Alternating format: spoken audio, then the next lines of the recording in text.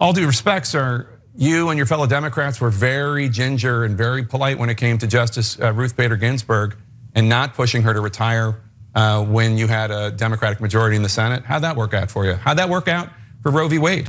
Look at Jake Tapper getting real spicy while interviewing Senator Dick Durbin, who of course is part of the Senate Judiciary Committee. He's the Senate Judiciary chair. And the topic at hand is, of course, Senator Diane Feinstein, who has been out with shingles for several months, and that has held up the confirmation of federal judges, which is an incredibly important thing for the Senate Judiciary Committee to do. So Senator Durbin was asked, why aren't you guys urging her to resign? Obviously, she's not able to do her job. Now, as I mentioned, she's been gone for months as a result of a shingles diagnosis, and she claims that she will be returning to the Senate soon. But her mental capabilities have also declined significantly in recent years. We have talked about that. And as a member of the Judiciary Committee, her absence has delayed their ability to confirm new judges to federal courts. Since, of course, without her, the committee is split 10-10 between party lines. So that makes it very difficult. In other words, the only nominees that can be voted out of committee is the ones that actually have bipartisan support. So again, this is a huge hindrance to the Senate Judiciary Committee. But before we get to what Feinstein is saying about all of this, why don't we get back to the exchange between Jake Tapper and Senator Durbin? We need her. It is a challenge in the Senate Judiciary Committee to do our business. For example, you raised the question of a subpoena, and I haven't reached any conclusion on that. But if we go down that path, we need a majority on the committee. Right now, with her absence, it's a 10-10 committee, and the majority is not there. And a proxy vote doesn't count in this circumstance. So it's a complicated situation. I hope she does what's best for her and her family and the state of California and makes a decision soon as to whether she's coming back. I mean, all due respect, sir, you and your fellow Democrats were very ginger and very polite when it came to Justice Ruth Bader Ginsburg and not pushing her to retire when you had a Democratic majority in the Senate. How'd that work out for you? How'd that work out for Roe v. Wade? Well, I can tell you that you can play these out and try to guess what the Supreme Court opinions resulting from it will be. I want to treat Dianne Feinstein fairly. I want to be sensitive to her family situation and her personal situation. And I don't want to say that she's going to be put under more pressure than others have been in the past. But the bottom line is the business of the committee and of the Senate is affected by her absence. So he has also said on record several times that her absence is slowing down the confirmation of federal judges. Back in April, for instance, he said, I can't consider nominees in these circumstances because a tie vote is a losing vote in committee. Durbin said, asked if her absence has longer ramifications on the Democrats' ability to confirm nominees.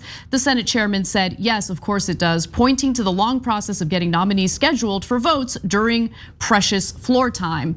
Cenk, this is so frustrating because obviously the confirmation of federal judges is very important, especially following the Trump administration and how successful Trump was in nominating and confirming hundreds of federal judges, which obviously has a huge impact on the outcome of some of these controversial cases that we care a lot about. What I'm wondering is, if she resigns, couldn't they promote a Democrat in the Senate to her position in the Senate Judiciary Committee? Yeah, they could. So look, first let me give credit, then let me go to discredit. So Jake Tapper, good aggressive questioning, like it. Always want the reporters and the anchors to be as tough on the politicians as possible, no matter what party they're from. Dick Durbin, standard, the most plain, boring man in America without corporate campaign contributions. That man couldn't get elected dog catcher, okay, but he's been in the Senate for approximately 280 years, like all of them have, only because of the corruption. He's the least dynamic person in America. I don't know what you're talking about. He seemed super charismatic in that interview. Yeah, I mean, he gets aggressively challenged and he's like, no. I've never heard Dick Durbin on TV and walked away thinking, oh, this is what he was trying to say. Like one clear line, right? Like you just watch that yourself. What did Dick Durbin say? No one knows, right? Because it was blah, blah, blah, blah. I mean, was he pro-Feinstein or anti-Feinstein? I couldn't even tell. Yeah, that's a good point. what I got out of his messaging in that interview was, this is a problem and we're not gonna do anything about it, which honestly is Democrat Party 101. You took the words right out of my mouth. I was gonna say Dick Durbin 101. Why Dick Durbin in particular? He's the #2 Democrat in the Senate, and he's been the #2 Democrat for like, I don't know, like I said, about 80 years or so, right? And if you need the Democrats not to do something, Dick Durbin's your guy. He will go out there and go, look, I promise we're not gonna do a goddamn thing, okay? And he always delivers on that promise, to be fair to him. Now, look, keeping it real, part of the reason why Jake Tapper's so aggressive on this is because establishment has groupthink, right? And in their groupthink, the Democrats not pushing Ruth Bader Ginsburg out earlier before she passed away, it was a terrible mistake. So he's not really being too aggressive here. He's actually just saying what the establishment groupthink is. So he feels empowered to challenge the senator on that because he knows that the elites that are watching him and care about it are gonna go, attaboy, Jake. But still, I'll take it, it's a good, tough question, okay? So now to Anna's question. Look, guys, this is so easily solved.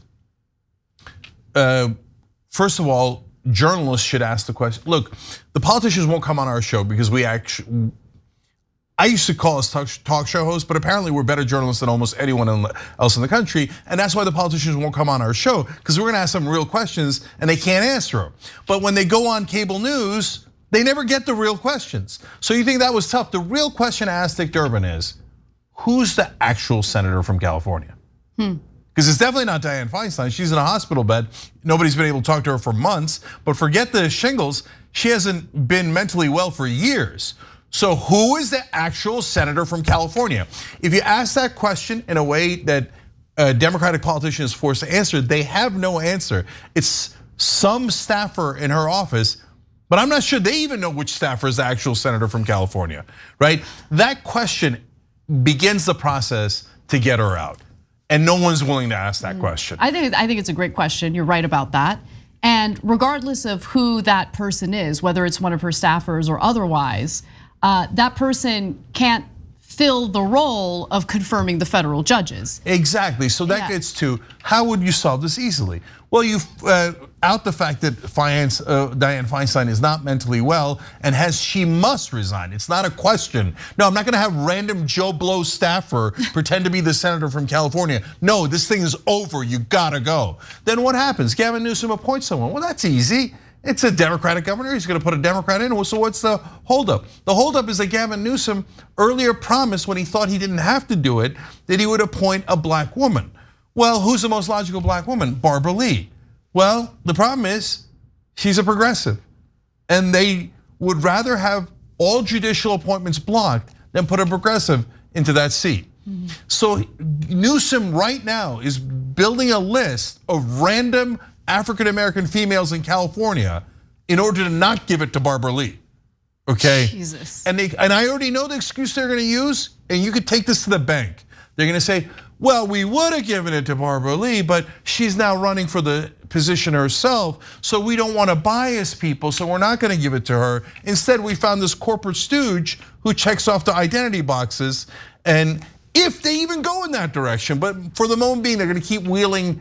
They used to wheel in Diane Feinstein, but they can't even do that anymore because she's incapacitated. So they're basically gonna go, so what? We're gonna let the Republicans fill all these seats when Trump beats Biden instead, because we couldn't stomach the idea of a progressive in that seat from California, one of the most progressive states. So I want to talk about the actual consequences of this, give you some real numbers here because it's serious.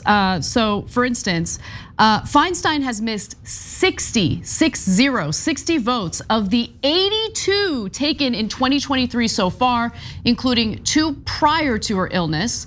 Of the votes she has missed while ill, 25 were for judicial nominees, 3 of whom were appointed to California federal courts, and 13 were for executive branch nominees. All of those nominees advanced, but Feinstein's absence impacts whether nominees are brought up for a committee vote, as Durbin described in his answer to Tapper. So this is having legitimate consequences. But Cenk, it's just, this is the problem I see across the board, whether you're talking about Democrats or Republicans. It's all about them. It's not about the American people. It's not about the individuals who voted them in these positions of power. It's all about them. It's all about wheeling and dealing. It's all about, doing what they can to promote their flank of the Democratic Party, as you mentioned. Let's work hard to avoid Barbara Lee from sitting in this position or getting appointed in this position. It's a disaster. And the people who end up suffering at the end of the day are not these politicians. It's people like us. Yeah, so I'll build on that. Last two things. One is, look, 90% of the conversation around this is centered around how should we be polite to Diane Feinstein? She's a legend based on what? I don't know. Almost nothing in her several hundred years of being in the Senate.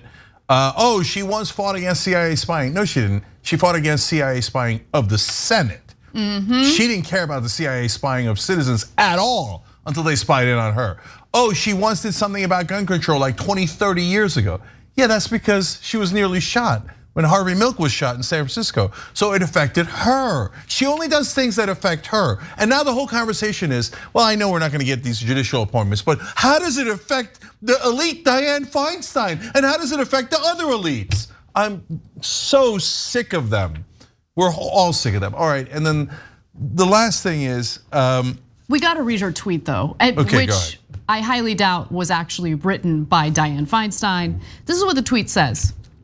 The Senate continues to swiftly confirm highly qualified individuals to the federal judiciary, including 7 more judicial nominees who were confirmed this week. There has been no slowdown. That is objectively false. I read you the numbers. That is a lie. So 2 things about that. Number one, there's a 0% chance Diane Feinstein wrote that tweet. Whoever's the actual senator from California probably wrote it, but literally have no idea who that is. And number 2 is, look, what Feinstein's office is trying to mislead you with is some of the judicial nominees are getting confirmed. So who's getting confirmed? The ones that are completely non-controversial or pro-corporate. Or they're not controversial because they're completely pro-corporate. So the Republicans are like, that's fine, let them through. Yeah. Sure, but if anyone is mildly in favor of the average American and not in favor of corporate America, they're getting stopped. So all the ones who are getting stopped are the very best ones, the most progressive ones. And then, by the way, the Democrats go, did the couple non-corporate ones we put up get stopped? I guess our mistake. Yeah, I gotta say, a lot of this feels intentional. It really does, because think about it. During the Trump administration, Chuck Schumer decided to strike a deal with Mitch McConnell to fast track Trump's judicial nominees, hundreds of them. And now, when they have an opportunity to, make up some of the damage that was created under the Trump administration by appointing better judges, federal judges, confirming them, they've decided, no, there is an obstacle here, and we have decided to maintain that obstacle. Of course, they always invent an obstacle when the Democrats are in charge. If Schumer and Durbin are not in on it and helping to push a corporate agenda by speeding up when the Republicans are in charge and slowing down when the Democrats are in charge, then they are the most ineffective, incompetent, and impotent leaders that any political party has ever seen. These things are super obvious. Yet everyone in media is like, the beloved Chuck Schumer, what a great leader. Total and utter loser in a best case scenario, completely corrupt in the more likely scenario. Thanks for watching The Young Turks, really appreciate it. Another way to show support is through YouTube memberships. You'll get to interact with us more. There's live chat emojis, badges. You've got emojis of me, Anna, John, JR. So those are super fun. But you also get playback of our exclusive member-only shows and specials right after they air. So all of that, all you gotta do is click that join button right underneath the video. Thank you.